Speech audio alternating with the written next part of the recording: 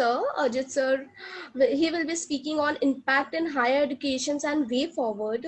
He is a doctoral fellow, MBA and B.Tech with 11 years of experience in business operations and engineering innovations.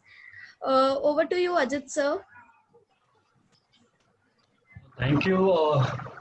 Good evening, everyone. Oh, so it's not yet good evening, it's good afternoon, everyone. And first of all, I'd like to thank all the organizing committee members. And very well, the theme got started that what is this new education policy, what is the history of this, and what is the positive, negative points. Now, I would like to focus a little bit more about on its possible impacts. So every education policy or every policy is made with some strategic directions that where it should target and what should be the positive outcomes from this. But sometimes it happens that we expect certain things to happen, but it does not happen the way we want. And there could be many reasons that we would like to bring a change for the good things. But sometimes it happens that there is some counter forces acting upon it. So change is not always welcome by everyone. So change is good for those who are actually ready for this. But there are people who still want to resist these changes. We have seen everywhere. So we have seen this that recently this pandemic brought us to a different mode of delivering lectures. But parents, students, they were not very happy with this online learning and teaching process. So we have all witnessed that change is expected to bring a good outcome, but we all resist for certain things. We want our convenience. So now I would like to take your focus toward this that what is expected from this new education policy, and what is the likely outcome or likely impact on students, and how students can actually tackle this new change and be a future ready. So my agenda is that first two are already covered, so I would like to focus on the third point, that is the impact on education, parents, teachers, everyone. My profile is already shared with you guys, so I would not like to focus more on this. You can have my contact email ID and other profiles on LinkedIn and Facebook. Now, let's talk about a little bit on what is actually expected from any education policy. Basically, these are the skills. So what are the skills which are actually needed to make students, future ready or, job ready somewhere down the line for next 5 years, 10 years, 15 years time. So education policy, this new education policy 2020 is having a target that gross enrollment ratio should be 50% by 2035. What does this mean? This simply means that at least 50% of the students who are in their age of learning, they should be enrolled with various courses in school, in colleges, and every educational institute.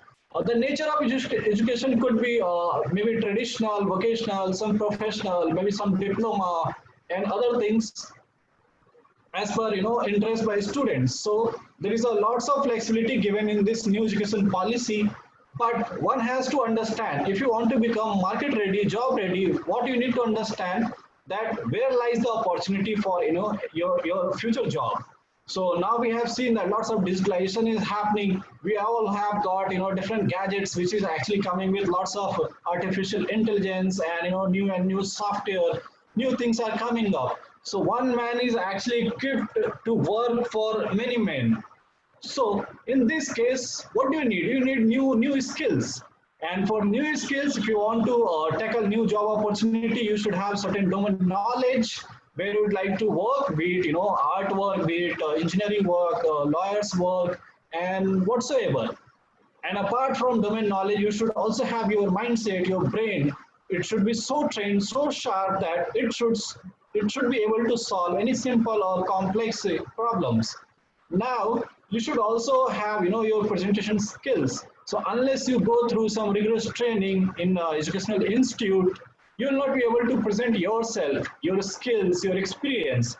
So you should showcase your some achievement. You should have such a personality that it attracts client yourself. You don't need any other advertising company for your case. And when you get a project or some assignment, some work, you should be able to present that as well to your clients to make them satisfied. And at last, presence matters. So every student should have presence inside, outside educational institute. So now we always hear that, okay, some of the institute like IIT, IIM, their students are actually winning the prizes everywhere in newspaper. We see that, okay, lots of news about them. But what about, tier 2, tier 3, or, institute which lie at rural places? So those, presence of those students, we never hear in newspapers. So why is it so? So there should be a different channel, different, places where one should have such kind of presence, and which can make these students reachable by companies or small MSME startups, organizations, so that domain. So whatever profession you study, you can become. You are like corporate leaders, scientists, R&D engineers, doctors, lawyers, whatnot. And apart from your domain also, you can go on to become someone like administrator in corporate, or IAS officer, that is in government offices. You can also become entertainer nowadays, film star, actor, actress, some other artist, politician, for which there is no proper training or something, some educational degree required. So this is also possible nowadays. But what are the challenges to achieve them? Any idea? You need to look for some opportunities. You need sort of training inside educational institute, or maybe outside, some practical experience. And you should very promptly you should have desire to become something. That's very, very needed. This is the most significant point here. But apart from this, you also have certain expectations from your family, from your social life, your peer group, and above all, you should prioritize them, all these factors. That, okay, what do you want to achieve first, and how to start it, where should you go first, something like that. So everybody has got lots of priorities. So you need to prioritize these factors. And lastly, I would like to say this, that you should always keep a comment given by our former President Kalam, that if you have certain dream and if you want to make it come true, you need to dream first, and dream with open eyes. Not like, okay, while you are sleeping and you are seeing very rosy dreams. So that may not work out certain time, but you need to see these dreams with your open eyes. So this is very, very important. So now, going forward, we have all witnessed, okay, certain crises going on, not only this COVID-19 pandemic, but we also face that, okay, different countries are now, sealing their borders. They are going reverse, in reverse trend, and they are not very open to other countries for the business, jobs, and many other things. There are visa issues. There is a global slowdown we have witnessed in last, I think, 13 years. 3 slowdown I have seen myself. And there is a limited import-export. Now companies are being banned in other countries. So this market scenario, the opportunities, actually these themselves are actually changing. If I talk about India, there is a slogan given that, okay, we should become Atmanirbhar Bharat. That means self-reliant India. We should vouch for our local product, local companies. So be vocal for local, these things. So government is also providing certain seed funds, all right? And also helping startup companies to have its own ecosystem. Platform sharing is happening, resource sharing. So you'll hear about, okay, you all know Oyo rooms, right? This kind of business model. So same business model is being used for open offices, sharing resources, and many things. Many Indian brands are also emerging. So this is the overall Indian scenario in local market, as well as, okay, global scenario. So if you see this balance, what's happening at global level, we are seeing decrease in the opportunities, but at local level we are seeing increase in the opportunities. So we should train ourselves so that we become a powerful candidate for these opportunities. And power of knowledge, skill, and ability, not just, okay, physical or muscular power or any approach, but it should be power of knowledge, skill, and abilities. And we should be credible enough to showcase that okay, what we have achieved because of our brain power, our own desire to become something, and our skills. Okay, and we should always be consistent performer, be it okay education, in okay delivering certain assignments, some projects. So how do you become a consistent performer? So maybe you are doing some college projects, school projects, your assignment submission. So you should always get claps from your okay teachers, your peers, and everyone around.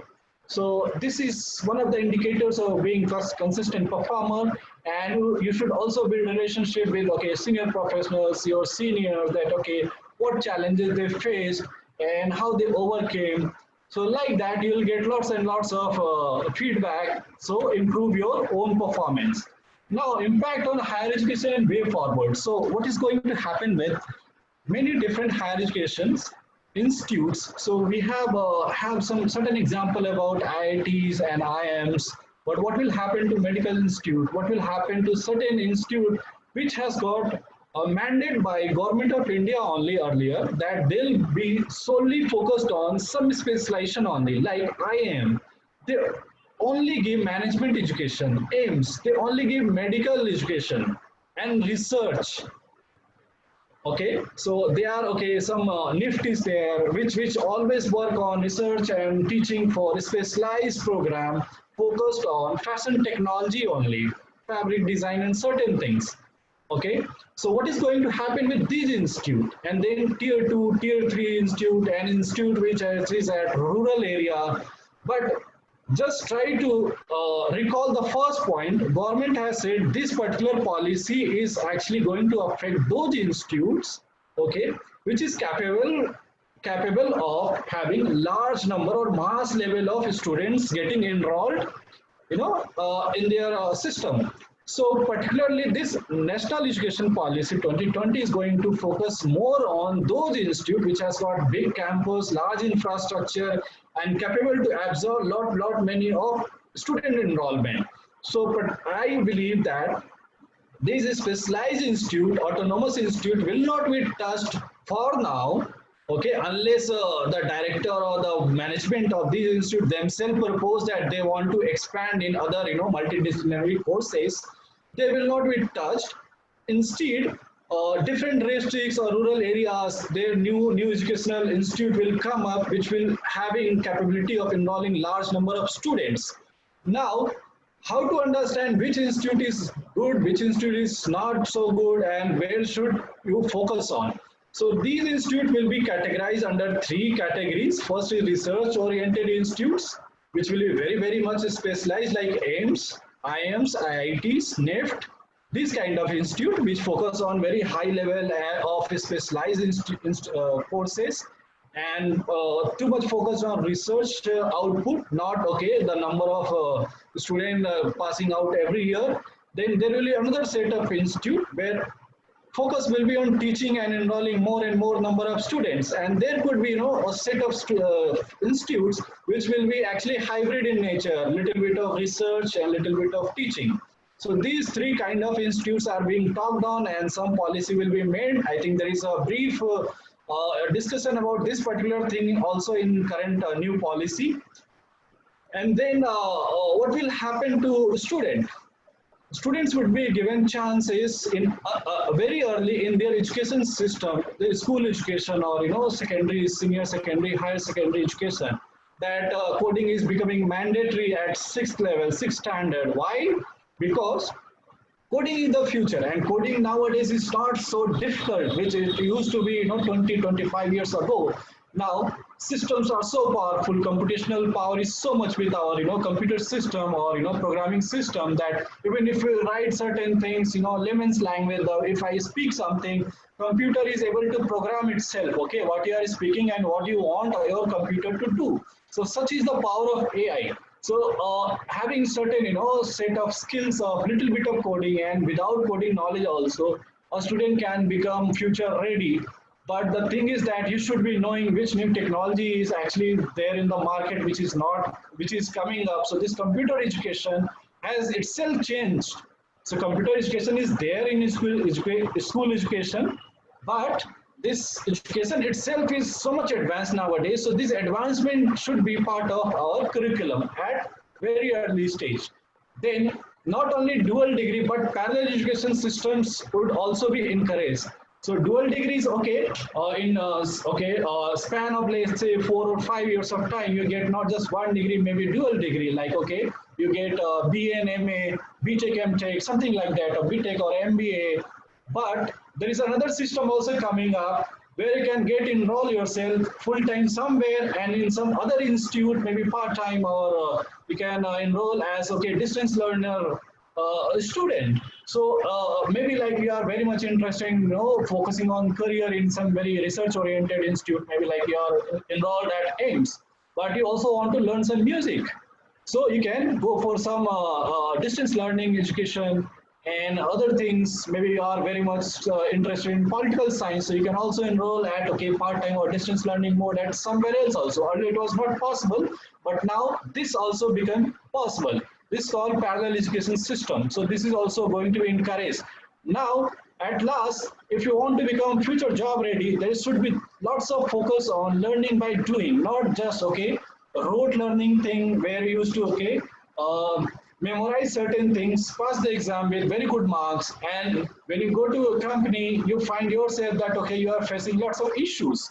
So this perspective is getting changed now, and students will learn by doing practical things, making assignment, making some prototype of product and services, and they'll get also some vocational training at the school level as well, at local maybe mechanic shop, carpentry shop, and many other things. So they'll learn many things by making certain products, certain services, and work, and this is going to be part of your school curriculum. So this is going to have a great impact on your education system, and this is the actually way forward.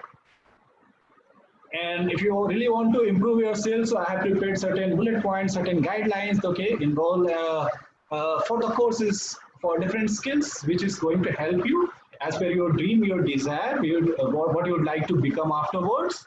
And go for some self-study training program, learn by professionals, learn on the job, right from the school, and keep updating yourself, because every 3 year 5 year everything is getting changed. The way we used to work now, that is becoming redundant, not so necessary. And how do you improve your capabilities? You integrate certain resources at your hand, make it present, make it certain things and present in unique ways, build some systems, reconfigure. So I've given some examples which is especially for engineering students, but for other also, if you see that you can have a parallel example, like if you want to pursue a degree in fashion design, you can make certain things, right, certain systems, some design, and keep it ready, contact your local shopping center. So some of the shops will be happy to share some space, and there you can showcase at some boutique or some local shopping centers. And this how you can make yourself confident enough for any future ready. All right. Thank you, Ajit, on the possible impacts of new education policy.